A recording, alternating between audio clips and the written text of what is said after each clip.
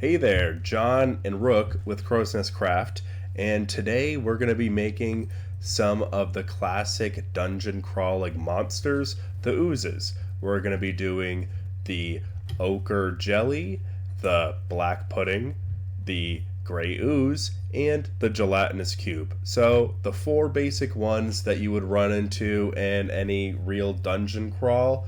I'm going to be making the gelatinous cube out of this dollar store container. And I'm going to be making all of the oozes and the puddings out of this white oven baked polymer clay. I'll be sculpting them out of that. And I've used this to make a gelatinous cube before when I first started making my TikToks of my builds. That's one of the first videos that actually did like pretty well for me. So I'm gonna be revisiting that and trying to improve it a little bit. So let's get started.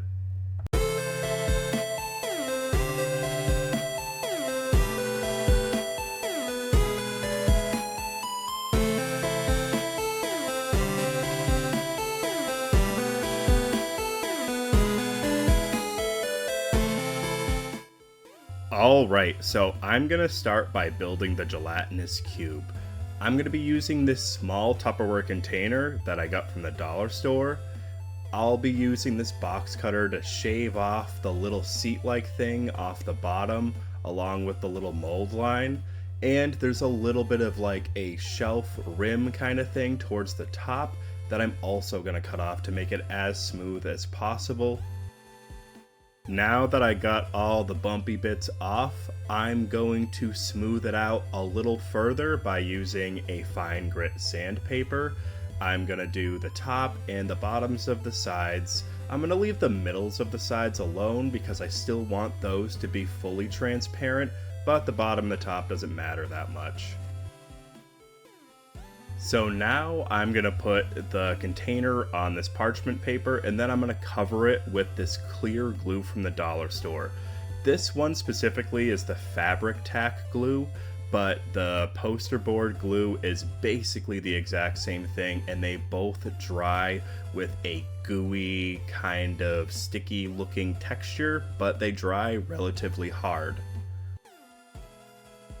Now that I have a clear coat down, I want to put a tinted coat on top of it. So I put a little bit of the alcohol ink.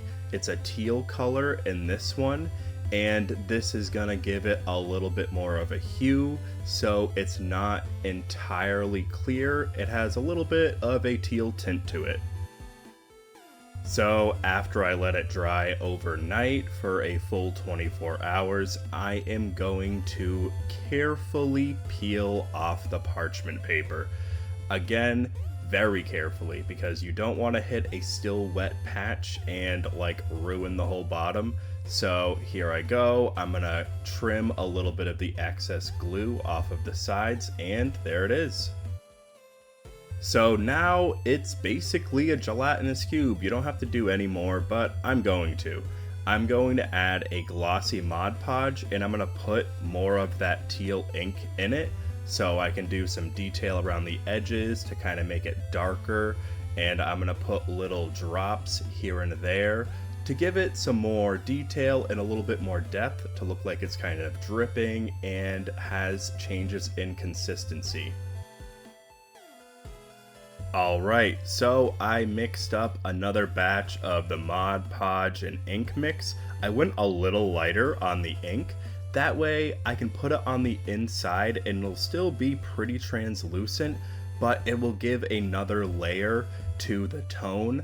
That way it'll make a nice effect with the drips on the outside and will give it more layering and dimension, which will look great in the final product.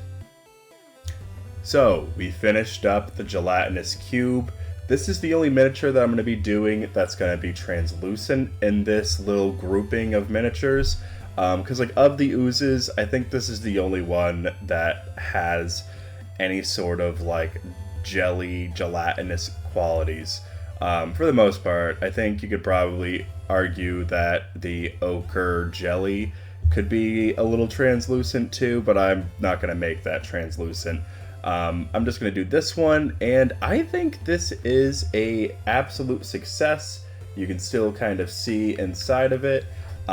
So when you put a miniature in, you'll be able to see the outline and kind of just the basic image of it and make it look like it swallowed it, which will be awesome. I've tried to make these before. I like the way that the alcohol ink worked with this. I tried using food coloring last time because I figured I'd try the cheapest thing possible, and it made it basically not translucent at all. It just made it straight green. It looked like I put paint on it. So I'm much happier with this, so it still keeps its translucent properties, because that's the whole point. And next, I'm going to be using this oven baked clay. This is relatively cheap. Like, I think a big brick of it at like this size, obviously I have some taken out here because I use it a lot.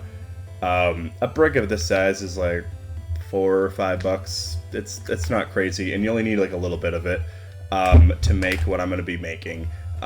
So I'm going to be making the ochre jelly, the black pudding, and the gray ooze. So I'm going to be making multiples of the gray ooze because they're like the smaller ones. I'm going to be making one of the black pudding, and I'm going to make 2 ochre jellies because they're also a bit larger. So we'll get started with that. I use the oven baked clay because it is very easy to sculpt and it's cheap.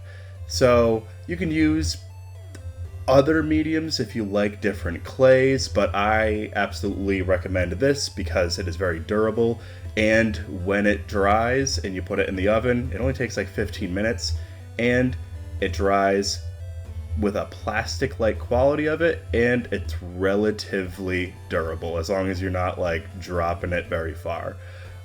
So let's get started by sculpting, and then we'll get into the painting process.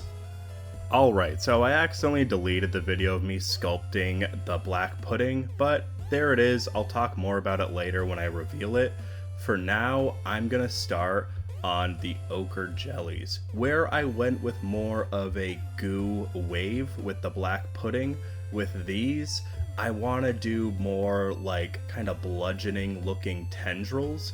So I'm gonna do one big tendril and one small tendril on each of them. And I think it'll have a cool effect where it looks like one of them will like grab the other miniature of the player, and the bigger side will kind of bludgeon and hit and kind of like, you know, smack them around a little bit with the larger tendril. So I think it'll kind of give it a cooler effect than just doing one, and having 2 will give it a little bit more character. That way I can style it in different ways. Now I'm going to sculpt out 6 of the gray oozes, and I'm actually going to give these guys bases because they're smaller, and I want to give them a little more something something since they're not going to have the size. So I'm going to sculpt out, or more flatten out, 6 little circles to act as the bases. And once I get these flattened out and put on parchment paper, I will then take out my texture rollers.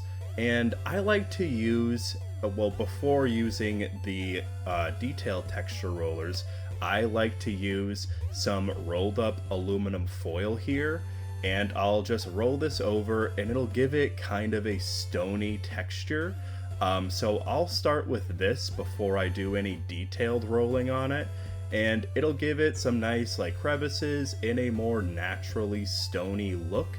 You can use this on foam too, and it works pretty well, but obviously the detail takes a bit better on clay. So I'll roll out this, and then I'll take these 3D printed rollers, and this one just makes it look like stones. So I will carefully place this, and I'll make sure I get it in one go. If I don't, I then have to kind of resculpt them because I am really bad about lining it back up if I had already stopped rolling it. But once I have the texture down and all rolled out, I'm going to start sculpting the actual oozes themselves. I want these to have kinda different characteristics, so I'm gonna be making them different sizes, shapes. I'm gonna be trying to give them different actions too. I'm gonna make some that are more like in a spiral motion, some more that are gonna be kind of swooping, and some that look like they're gonna be kind of trying to grab.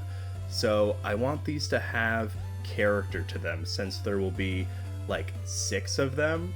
I want them to all look slightly different and again have their own characteristics so that way they don't all look exactly the same on the battlefield and the players can kind of see the difference between them. Alright, so off camera I tossed them in the oven directly on the parchment paper because it's heat resistant. I just put it on a cookie sheet, cooked them for about 15 minutes on 175 degrees Fahrenheit, and now I'm gonna hit them with a base coat of paint. I'm gonna use this Abyssal Blue on the black pudding because I like blue as an alternate base for black, so that way I can give it some more detail. So now, appropriately for the ochre jelly, I'm going to be using a heavy ochre paint on it. This is going to be a nice base coat. It's very yellow-ish.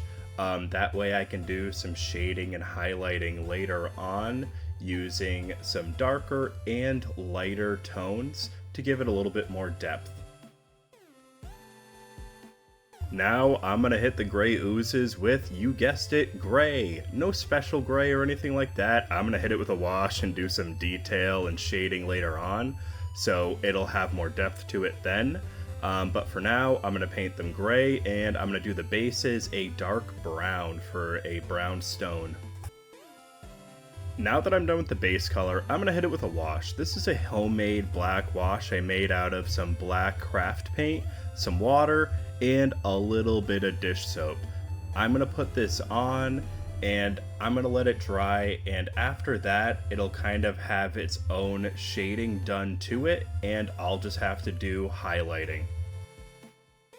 I'm gonna hit the gray oozes with the same black wash. A good way of thinking of a wash is kind of doing a base shading so you can work on it from there. After this dries, I can add more shade and I can add some highlights where I think they belong. This is just a really good start and a good base coat for the shade. Now for the ochre jellies. I'm not going to use a wash on them because they don't really take washes really well. I found that yellow does better if you just highlight and shade it by hand.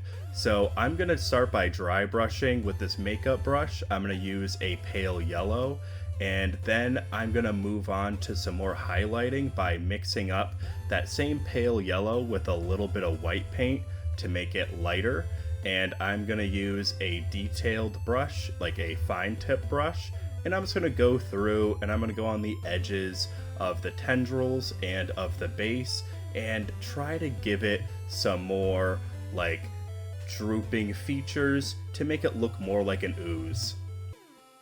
Now I'm going to start on the highlighting for the black pudding.